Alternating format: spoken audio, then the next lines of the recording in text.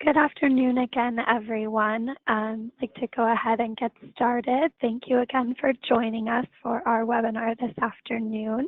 I know we have some people kind of logging in slowly, so we'll just go over the housekeeping items first.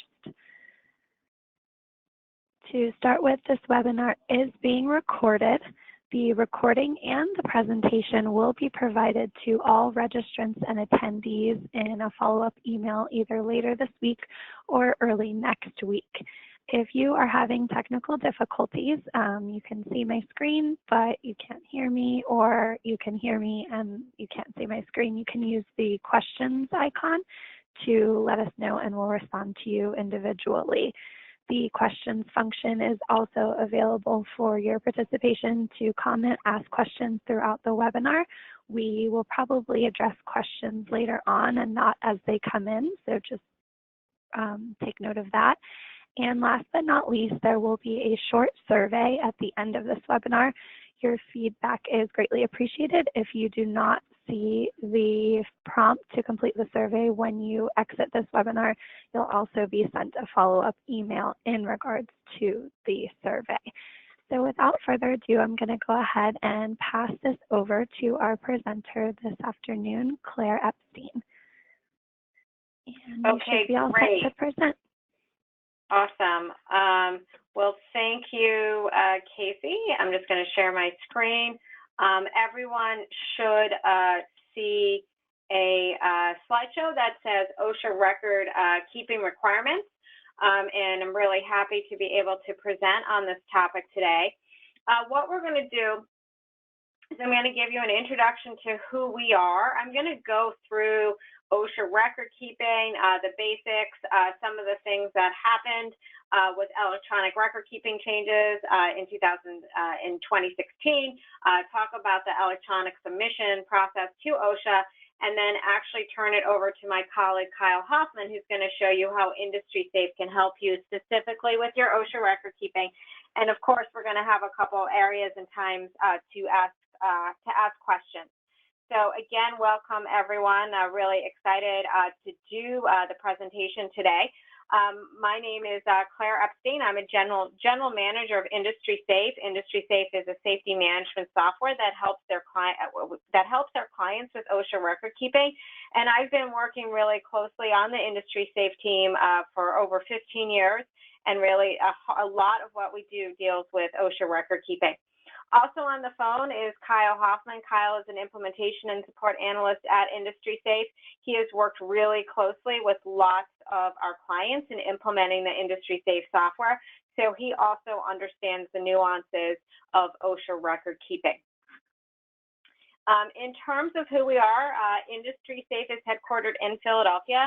We are an environmental health and safety software that allows our customers to track, analyze, and collect safety data. As I mentioned, a lot of our clients, we have over 450 clients, and most of our clients who use Industry Safe are using it in part for OSHA record keeping. So again, we are familiar with the nuances of all of the different OSHA record keeping pieces. Industry Safe was acquired by Vector in July of 2019. We're really excited about that. And what Vector offers is it offers a wide variety of e-learning and e-training courses, and a lot of those courses are focused on safety. So there's a nice mix between Industry Safe focus on software and safety tracking, and Vector's ability to deliver high quality safety content. So let's get into the meat of what is OSHA record keeping. Starting right at the top, OSHA stands for the Occupational Safety Health Administration. It's a government agency, and there are requirements for all U.S. organizations, and there are a few exceptions. Company size is one, and there are a few industries that have other requirements other than OSHA. But in general, most U.S. organizations are required to comply with OSHA record keeping. And what does that mean? That means they have to keep a record of any work-related incident. And any work-related incident that results in any of the consequences you see here.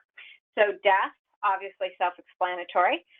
Missed a day of work or next shift, which means there was an injury or illness that prevented someone from working the next day. Restriction of work or transfer to another job, which means, yeah, they could work, but they cannot do their current job and have to be put on light duty or similar.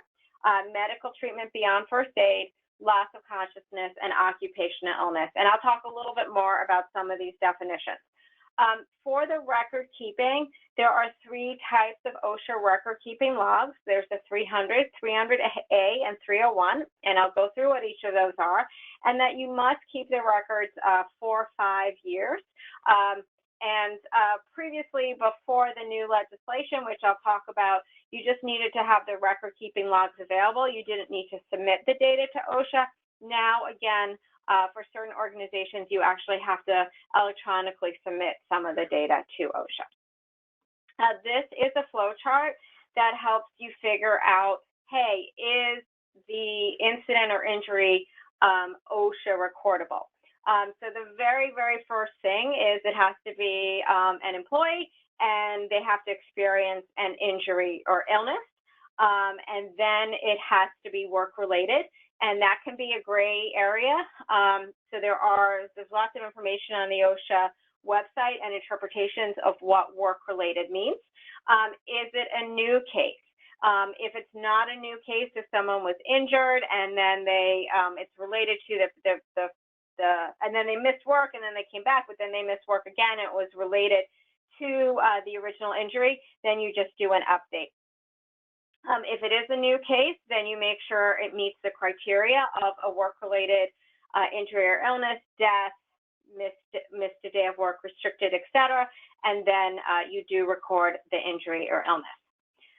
When you do have an injury or illness that meets the criteria, the first thing that you're supposed to do is complete your OSHA, as far as OSHA record keeping goes, is to complete the OSHA 301. I like to think of the OSHA 301 as a page per incident. It provides detail about the incident. You are supposed to complete it within 7 days of receiving the information, and you can use an equivalent form, which means you don't actually have to use the exact format of the 301. You can use something similar. A lot of companies might have their own internal incident form, or they might use a first report of injury that the state requires. In terms of the information you're putting on the 301, you're putting the name, the address, the gender, the date of birth, and date hired. So you're putting some basic employee information.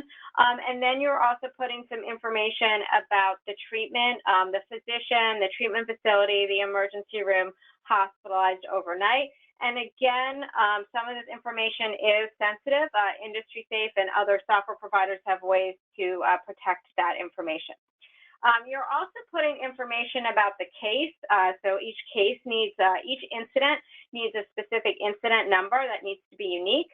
The date, the time, what the employee was doing, what happened, the injury or illness, and any object or substance that directly harmed the employee. And unfortunately, if you have a death, you would include the date of death as well. This is an example of what an OSHA 301 looks like. And again, you don't have to use this form exactly. You can use an equivalent form that you can see here. This is where you're putting your information about the employee. This is where you're putting your information about the physician or healthcare. And this is where you're putting your case information. And it really is a page per incident. The next piece of OSHA record keeping that you do is the OSHA 300. And so if you think of the OSHA 301 as a page per incident, I think of the OSHA 300 as a line per incident, And each physical location or establishment needs its separate log. And we'll talk a little bit more about establishments because that's a key part in the electronic record keeping piece. But it's really a summary of what happened. So again, you're including that case number, the name of the employee, the job title, the date of the incident, where the event occurred, description, part of body. And then there is an exception for privacy case. So in that case, you would not put the employee's name down. You would put privacy case. You do need to classify the incident as death, missed, restricted, or other. And you do need to count restricted and missed days. And as I mentioned, it's a separate log for each physical location. There's some trick in counting days. It's the total calendar days of work missed, which is not the same as scheduled days. So if someone works Monday through Friday, and then they're out for 2 weeks, you would still include that Saturday, Sunday. It's actual calendar days, not and that was a relatively, OSHA did not always do it that way, but it is a lot simpler. You're not supposed to count the day on which the injury occurred, and you are supposed to record partial days as a full day. And then on the OSHA log itself, you do want to cap missed and restricted days, that combination at 180 day on the log, even if the injury resulted in more time away. As I mentioned before, for the OSHA 300, if it's a privacy case, you're not putting the employee's name down. And these are all some areas where you would put privacy case instead of the employee's name. So pretty much an intimate body part, sexual assault, mental illness, HIV, needle stick, or cut, contaminated, and really any other time where the employee volunteers and requests not to be named. And here is an example of the OSHA 300. Just to quickly show you, here's the case number, the employee name, their job title, the date of their injury and illness, where the event occurred, description. This is where you're checking if it was death, days away, job transfer, and other, and you put the most serious one. So if you had something that resulted in restricted or days away, you would just click days away because that's more serious. You do have to put the number of days, and then you are talking about whether it's an injury or illness, and here's the list of some of the illnesses. So that's what the OSHA 300 looks like. The next one is the OSHA 300A. So again, I think of the OSHA 301 as a page per employee, the 300 as a line per employee, and then the 300A as really a summary of everything that occurred at your establishment level. The reason this webinar is always popular this time of year is because OSHA does everything on a calendar year, and next year you'll need to post all of your 2019 information and make that available on February 1st, and that what you're posting is actually the OSHA 300A, and then that's also what you're submitting to OSHA, which is that 300A.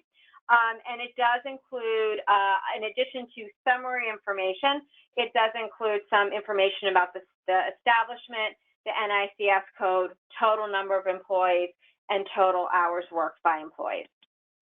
And here's what the OSHA 300A looks like, and you can see right here, this is where you're putting the total number of cases, total number of days away, restricted days, and again, here's the establishment information.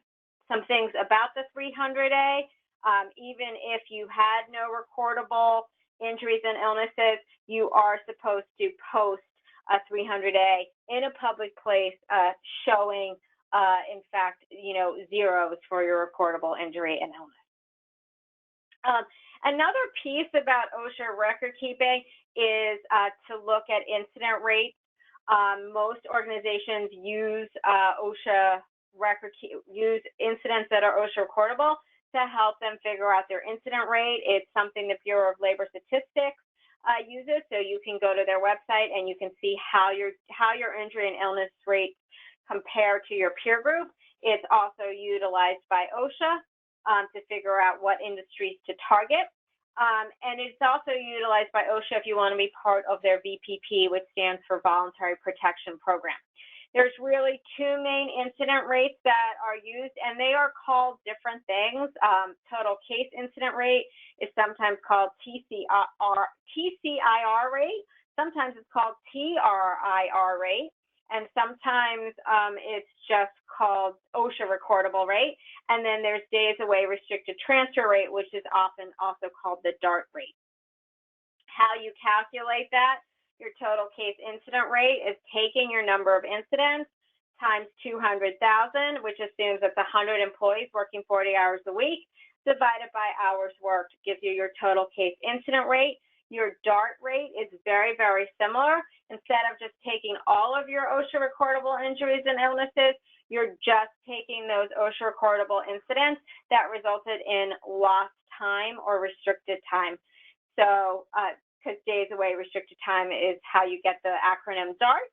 And generally speaking, you're going to have a lower DART rate than you are TCIR rate. And here's just an example of what some common rates are that OSHA sees out there, so you can compare yourself to others. Okay, so now we're going to talk about electronic record keeping. For those of you who've been doing this a while, before 2016, you had to do the 300A, the 301, the 300, and the 301 logs, but you didn't actually have to submit anything to OSHA. You just had to have it available in case OSHA came around or you were audited. In May of 2016, OSHA published a final rule that required electronic submittal. And they phased the electronic submittal process in over 3 years. Now, for the electronic submittal, it does not apply to everyone. It really only applies to the establishments with over 250 employees, and then they need to, and if you're in a high-risk industry with 20 to 249 employees. What you have to submit to OSHA is the Form 300A. At one point, the rule that was passed in 2016 phased in electronic submittal of the 300 and 301 as well, but then there was another rule that canceled the 2016 rule that canceled the 300 and 301. So at this point, you only have to submit to OSHA the Form 300A. There was also, over the past few years, it was phasing in the submission deadline. So in the early years, you didn't have to submit your 300A to OSHA electronically until, like, I think it was June or July. Now that everyone who has to submit has become familiar with the process, you do need to submit to OSHA by March. So at the beginning of March. So if you think about it, your 300A needs to be physically posted February 1st, and then you need to submit the 300A data to OSHA by the beginning of March, which in this case is March 2nd of 2020. So what will OSHA do with this data? They're going to use it to help with enforcement and then make the data available, and they're still looking at how they're going to refine its approach with this data. So how does the electronic submission process work? You need to set up an account with OSHA Secure website, which is also called the Injury Tracking Application, or ITA. We're really going to focus on the flat file upload because that's what we think is the easiest way to get your information to OSHA. But you can fill it out in a web form. You can fill it out using an API. And what's nice is there is a corporate enterprise capability.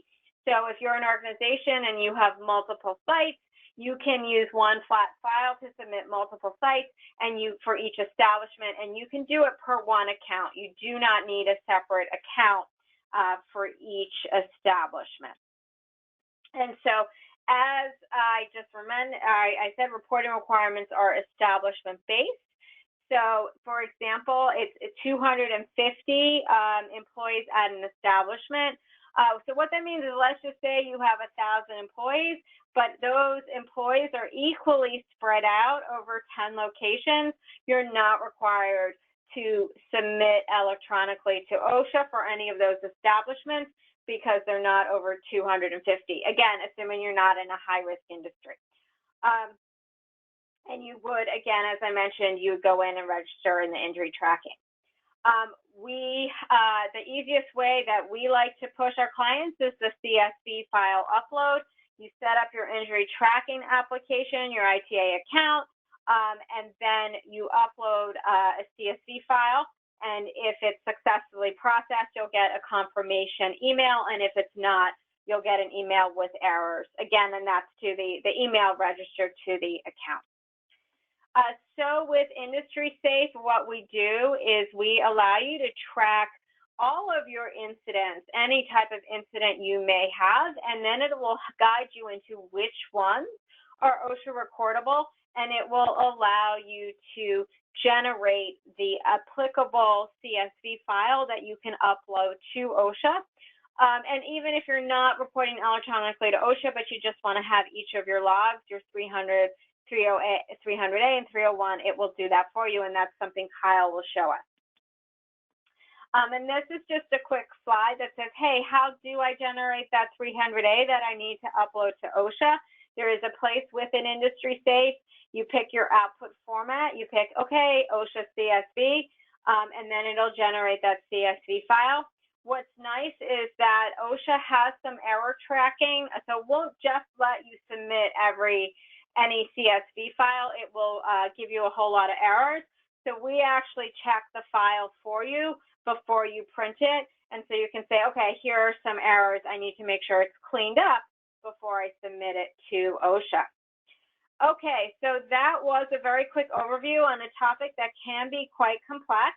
I thought we'd take just a quick break to see if there are any questions that come in, and then I'd actually turn it over to Kyle, who's going to show us how you can do your OSHA record keeping in Industry Safe. Okay, great. Claire, we did have some questions come in, so go ahead and get to those. The first one was from Jennifer. If my company is a U.S. company that has international facilities, does each facility, even the overseas locations, require reporting to OSHA? No. So again, the overseas locations would not require reporting to OSHA. The U.S. Locations would not require, you still would have to keep the logs for all of your U.S. locations. You would not have to electronically submit the logs for those U.S. locations unless that location/establishment was either in a high-risk industry or had over 250 employees. Okay. Another question we had was, what is a certified company executive? Would a site lead count towards that? That's not an area I'm hugely familiar with, but I don't think it is a site lead. I think it needs to be someone with a little bit more authority than that. So it could be like the plant manager or general manager at that facility, or someone with more executive responsibility. I believe OSHA has some guidelines on what that means on its website. Okay. And we had another question about what the exempt industries are and if there is a list that they would be able to find. Yes, there's an absolute list. It is on OSHA's record keeping. It's on the OSHA website. It will tell you specifically what codes are high risk. It will tell you which ones have to report, and it'll tell you which ones are exempt. I generally like to think of the exempt industries as ones that aren't particularly dangerous. That's why they're exempt.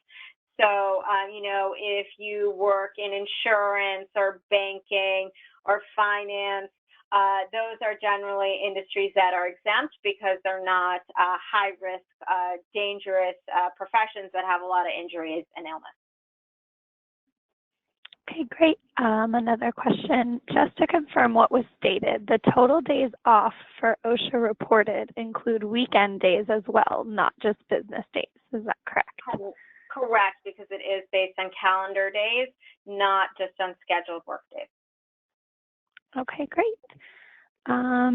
Also, can Industry Safe generate Cal OSHA logs? Yes, it can. So some of the states have slightly different record-keeping logs. And when I say slightly different, really the biggest difference between OSHA and Cal OSHA on the record-keeping logs is I believe the logo is California versus it has the Cal OSHA logo. So yes, what it does, Industry Safe does, is based on the location. If the location is in California, then it'll generate your 300, 300A, and 301 with the Cal OSHA form. Okay, great. We got one more that just came in. I have 130 union engineers that are working in facilities management at a hospital with multiple building locations next to one another. Since there are no more than 20 per building, do I need multiple logs, or do I need multiple logs due to the buildings, or one overall? I think it depends. If those folks all have the same NAICS code, so they're all doing similar things, then I believe if it's close to one physical location, so you're talking about a campus, even though it's a separate building, I believe that can be one OSHA log. If those folks were doing different things at those different locations, then it might be two. That's my gut. Again, lots of information on the OSHA website there. Okay, I think it's a good break point. Keep those questions coming. Hopefully we'll have some time after Kyle presents to go through any other additional questions. But I think this is a great time to turn it over to Kyle.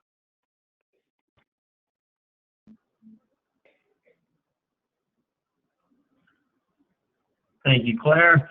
As Claire mentioned, I will now go ahead and run us through in the Industry Safe software how you can add an incident, determine OSHA recordability, as well as answer some of the OSHA-related questions, and then we'll wrap up by demonstrating how you can run the different OSHA logs within Industry Safe in addition to generating that CSV file that you could transfer directly over to the OSHA record-keeping site. So I've begun today's session here on the industrysafe.com website, and to log in, there's a login button available here in the upper right. And so at that point, you can then use a username and password if you're a client of Industry Safe to log in to your specific site. So for today's purposes, I'm going to demonstrate these different functions within our demo site. And if you're interested in looking further at Industry Safe and you're a prospective client, feel free to go ahead and sign up for a demo account access, and you'd be able to log in as well to the Industry Safe demo site. You can sign up for a demo account from that industrysafe.com webpage I was on a moment ago. So I'll go ahead here and log in, and once we do, it's going to initially bring us to our home module. But we're going to go ahead and, of course, focus on the incidents module here today. So I'm going to go ahead and select that here at the top. So once we select that module, in this case incidents, it will initially bring us to a summary screen. But of course, we want to generate how to add a new incident here today. And so once the page loads for us here, you'll see off towards the right there is an Add New button in green. So we'll go ahead and select the Add New button to add a brand new incident. Anytime you have an incident to report, you can select that Add New button, and it's first going to bring us to an initial or a new incident form. So at this point, it's going to ask us for some basic information on the incident, including, first of all, who the involved employee is. So you would have an employee list within your site that you'd be able to pull from. And so here where it says start typing name here, this is a search. So I can start to type. And as I start to type, it is going to give me a drop-down list of all the employees that meet the first or last names of the letters that I've typed there in the box. So I can then go ahead and select an individual, and once I do that, Industry Safe would pull in any additional information that we have on this employee, which could potentially include their job title, as well as their hierarchy that we would set up specific to your needs, like the different facilities, for example, and how they may roll up, and their departments. In this case, none of that information is filled in, so that's fine. We can just fill this out as we go. So we can just fill out each item here and fill out the options.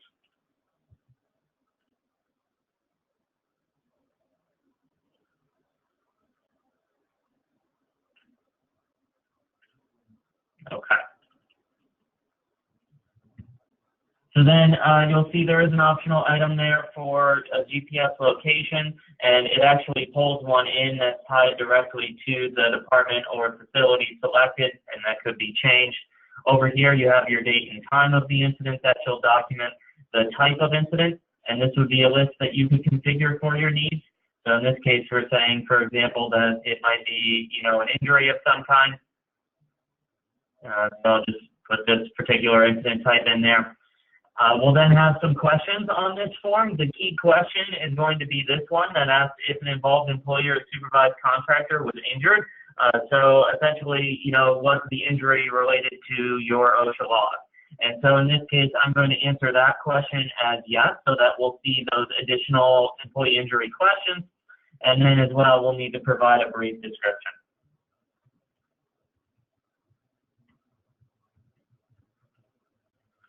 Once we put in the required fields at a minimum, we'll go ahead and hit the continue button at the top or bottom of the page to navigate forward. At this point, it will create an incident number within Industry Safe. Any of the initial email alerts would start to generate to the appropriate parties that would be set up. And then from here, if you're ready to move on and fill out the detail that would be needed for OSHA, that's going to be found within the incident investigation form. So let's go ahead and navigate there next.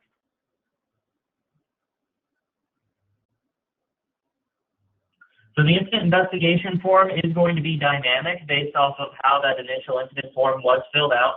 There are some basic information pieces here, like who's preparing the form, who the involved employee supervisor is, as well as some additional details like who that incident was reported to, the date it was reported, so you can do some trending on the differences between when the date of the incident is and date reported.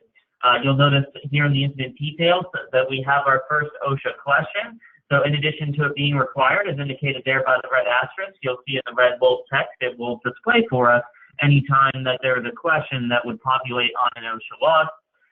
And so, you have some basic details to begin with. But the majority of the OSHA record-keeping process is going to be scrolling down in this employee injury section. So here, you'll notice that in addition to many of these fields being required, as indicated by the red asterisk, we'll see in many cases that field has that red bold text indicating that your answer to that question, if applicable, would apply on an OSHA record-keeping form. So here we have the date of the injury. It'll ask if the injury occurred on premises. Also, if medical treatment was received. And if this is answered as yes, there's actually an additional section for medical treatment which will appear. So keep that in mind. It'll ask a number of questions related to the OSHA 301 law. There's also the initial treatment. So if we have to drop down here, you can answer things like emergency care, future major medical, lost time anticipated, or minor by a clinic or employer, for example. The classification of the injury illness. So this would be an identification for your OSHA 300A. So you'll see your different categories here, like injury, skin disorder, respiratory condition, hearing loss, etc. You have some things just for tracking purposes within the Industry Safe software, like your area of body affected, body part affected, side of the body, things like that. So you're welcome to fill that out here, and Industry Safe will actually take these values and try and use it to help fill out other pieces later on. It will also ask for things like nature of injury. You'll notice that there's a very lengthy list here. This can be expanded upon or narrowed down to your specific site if you are an Industry Safe client. And then it will ask additional items like the cause and specific cause of injury and source and specific source of injury. Moving over here to the right, the consequences of injury illness question here with the checkboxes. This is going to allude to one of the slides that Claire would have reviewed, that this is going to determine OSHA reportability, or it is one of the questions that will. So if you answer these checkboxes as either first aid, none of the above, or both only, then this incident will not be OSHA reportable. However, if you choose any of the checkboxes from occupational illness all the way up to death or anything in between, one or more of those checkboxes, then this will become an OSHA reportable incident. So some of these questions will also have additional detail you'll need to provide. So for example, if you say that there are missed days, you will then be prompted to provide a missed day date range. So here you'll see it's asking for the first missed day and the return date. So if I put in our first date, and let's just say I put it somewhere back here in November, I can either leave that return date open-ended, and you'll see here within the gray box, we will count the number of missed days through the current date.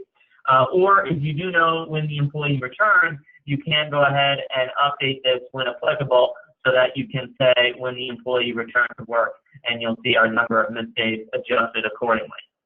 Of course, there may be a situation where maybe your employees miss some days, they return to work, and then they need to miss some additional. You'll see that there is an add date range button here, which would then give us a second range, so you could easily say when the employee actually missed time, and we'll count those days for you for your OSHA loss. And with the consequences of injury, illness, of course, there could be a situation where more than one of these situations applies for an injury. So it's possible that they initially miss some time, and then when they return to work, they might initially be restricted. So you can check both of these boxes, and you'll see when that situation occurs, we have our missed day date range, and then down here we have our restricted day date range. So then maybe, you know, from their return date of the 25th, they've been restricted since then. In addition to checking those boxes to determine OSHA recordability, we have another question that will also determine that, which asks if the injury or illness, a needle stick or other sharp implement injury, hearing loss, or tuberculosis. And if this is answered as yes, then this will also become an OSHA reportable incident. Scrolling down, there are a few other questions in the employee injury section that do not pertain to your OSHA laws. And then the other section that I want to highlight for us here today during our webinar is this record keeping and reporting section. So you'll see here that it's going to ask all of the questions, or a number of the questions that are going to go directly on your OSHA 300 log. And so you'll then be able to fill this out so that it would go on your log accordingly. So it'll ask questions like, where did the incident occur? What was the employee doing just before the incident occurred? How did the injury occur? What was the injury or illness?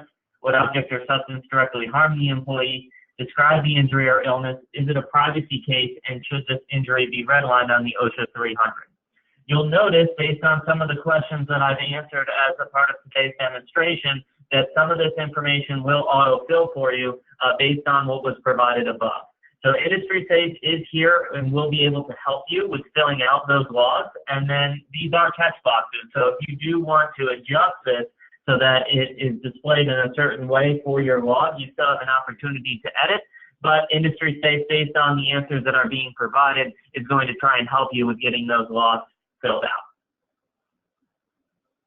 So once you fill out that information at a minimum and we hit save at the top or bottom, at this point this incident has now been marked as OSHA recordable based on the clicks that I've made. And so when we do save the record here, at this point, in this case I didn't answer all the required fields, so I'll have a reminder of all of those.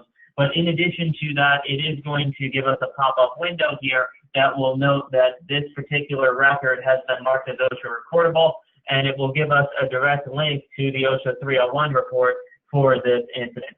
So you can actually click on that printout right from the incident here, and it will give us a PDF version of that OSHA 301 log, similar to that screenshot that Claire provided earlier. Now again, this information is coming from our demo site, so it looks like the particular employee name that I had selected, they did not have a home address tied to them, or a date of birth or hire date or gender. So again, if your site is more completely filled out, then those information, or that information, would copy in for us. And since I didn't fill out a full report, there are some blanks in here as well. But you can see, starting over here in the second column, you know, number 10, 11, 13, all of this information that I started to fill out during today's demonstration. We ask all of those questions on the incident form, and once you populate it, it will then translate it right to the OSHA 301 log for you so you can generate it. So closing on up here, I also do want to demonstrate how you can run your OSHA logs within Industry Safe. So if we go to the More option over here, there's an option for reports. And in the reporting area, we have an opportunity to run all of the OSHA 300, 300A, and 301. So we can go to our standard reports area from our report center, and if we open up the incidents module in terms of those reports, scrolling down, there's the regulatory reports area, which would allow us to generate each one of these logs. So I'll start by demonstrating the OSHA 300 log. If we select on this link, It's then going to prompt us for what type of output we'd like to report. So you can do a PDF, an Excel, or a Word document, for example. You can filter this by the different hierarchy that you would have set up within your site. So for example, I had that OSHA recordable in Long Beach. You'll then choose your year and how you want to group this. And then when done, you can hit Create Report. At this point, it will give us a pop-up window and generate that OSHA 300 log for us. So this will be populated with at least the incident that I completed. And so here in this case, it looks like that particular facility has been selected multiple times. So you'll see it's going to list out each case number with the employee's name, et cetera, across the board with your boxes filled in, as well as the number of days away and job restriction all filled out for you based off of the information you have in your Industry Safe site. So that's your OSHA 300. Navigating back to the reports, I also want to demonstrate the OSHA 300A for you. And in this case, since you've seen the PDF version here of the 300, I'm just going to quickly demonstrate the 300A in the CSV format that would be needed for the electronic record keeping site. So if we go back here to standard reports, select incidents and go back to the regulatory reports area. Instead, if we choose the OSHA 300A option here, one of your output format options when we hit the drop down is OSHA CSV. So if we select that as our option, again, you have an opportunity to filter this by your organization's hierarchy, or you can certainly do something more specific. So again, I'll just choose Long Beach, and then you would choose your year once again and how you want this displayed. And when you put in your parameters, hit Create Report. In this case, it will now download that CSV for us. In this case, it didn't just immediately download it because there were some errors from our demo site for this particular department. So you'll see it's going to mention the different items that you're going to need to address in order for this to be accepted by OSHA on their site. So you'll be able to, go back and address that within Industry Safe. In this case, just to demonstrate for you, I'm going to go ahead and ignore the error so that we can take a look at what that CSV file would look like. So you'll see here, it's going to fill out that CSV file for us in the appropriate format, so you could then store this somewhere locally to go ahead and transfer that over to the OSHA record keeping site for submission. So that really covers Industry Safe in a nutshell for the OSHA record keeping piece. It looks like there's maybe some more questions that have come in, so we can certainly look to address those now. Okay, great. The couple questions that we had come in, do we register only the injured employees or all the employees with OSHA? So I'll take that. Yeah, or now, Kyle, you want to go. Go ahead. Feel free, go ahead. Okay, so you're actually not registering employees with OSHA. You're only submitting data electronically to OSHA about the incident itself. You only submit information about, it's all summary information. The 300A, which is what you're submitting to OSHA, does not have really any detailed employee information on it. So you do not need to register employees with OSHA.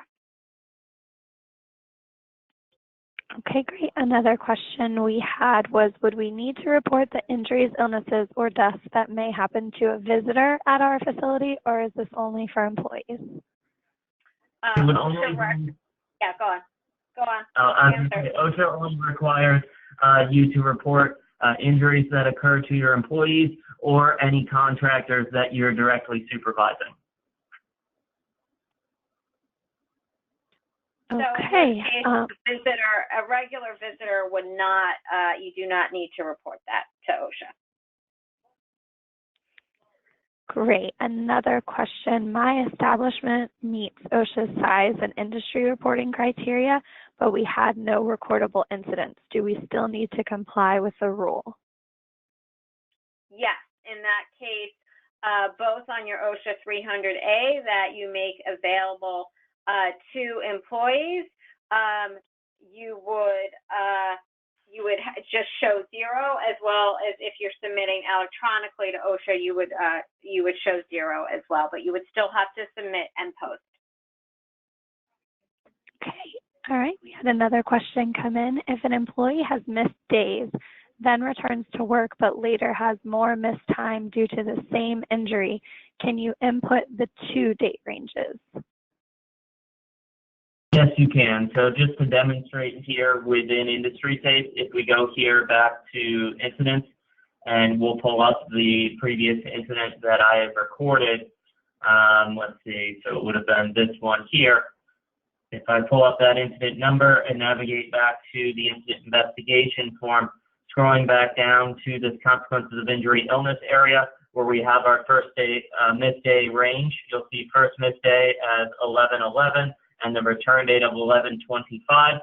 Let's say that they then started missing again on 12/1. We can hit the add date range for missed days, and I can start to put in my next range from, say, 12/1 through whatever the next return date is. And so that button is going to continue to follow you throughout Industry Safe, so you can add as many date ranges for both your missed and your restricted days as necessary. Okay, we had some more questions come in. So do contractors have to report for their employees that work on our site, or do we report for them? I think we kind of touched on that earlier, but that one's a little different. So it would all depend on if your company is directly supervising that employee who was injured. So if you are directly supervising them, then it would need to go on your log. If they are supervising themselves, then it would need to go on the contractor's log. So it all depends, revolves around that question. Okay. After inputting information into Industry Safe, the OSHA 300A only will be generated and submitted to OSHA annually, correct? Or we generate and submit ourselves? So you'll need to generate the OSHA 300A yourself, even that once-a-year requirement to submit to them. So you would take that CSV file that I demonstrated, and then you would need to log in with your OSHA record-keeping account that you would set up on their site, and then submit that to OSHA. So there's not a direct linkage. You would still need to take that CSV file from the software and transfer that over to the electronic record keeping site. But throughout the year, at any time, as you noticed, I demonstrated earlier, if you want to generate an OSHA log, whether it be your 300A or your 300-301, at any point, at any time, you can go and generate that within the software and see where you stand. All right. Annette, thanks you for that answer. And okay, I'm not sure if we would know the answer to this one, but how far from the facility would a recordable injury need to happen to be recordable? I think the issue is it's not really about distance from the facility. It's about whether the incident was work related. So if someone is driving a company vehicle and they are on work business, and they're doing work and they get injured, let's say driving that vehicle, that would be an OSHA recordable incident regardless of the location because it was a work-related injury and illness. So that's really the key. It's not so much the distance from the facility, but it's really, was it work-related? And again, there's a lot of guidance on OSHA's website about what it means to be work-related. All right. If an incident that occurred last year is edited, do we have to resubmit the data on the OSHA site for the previous year's info?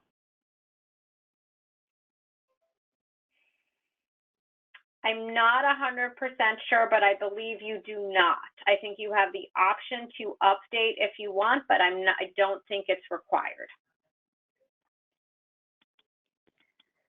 Okay, we'll see if any more come rolling in, but that was the last one as of about a minute ago. Okay, great.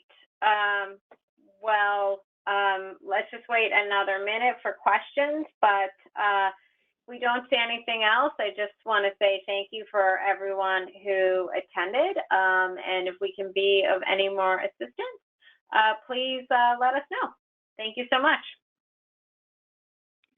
All right, I have not seen any additional questions over here. Again, there will be, once you log out of this webinar, there will be a short survey at the end, and we would love to get your feedback.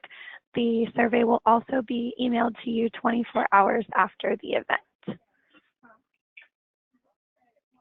All right, great. Thank you. This now concludes the webinar. All right, thanks everyone. Have a great afternoon. Thank you.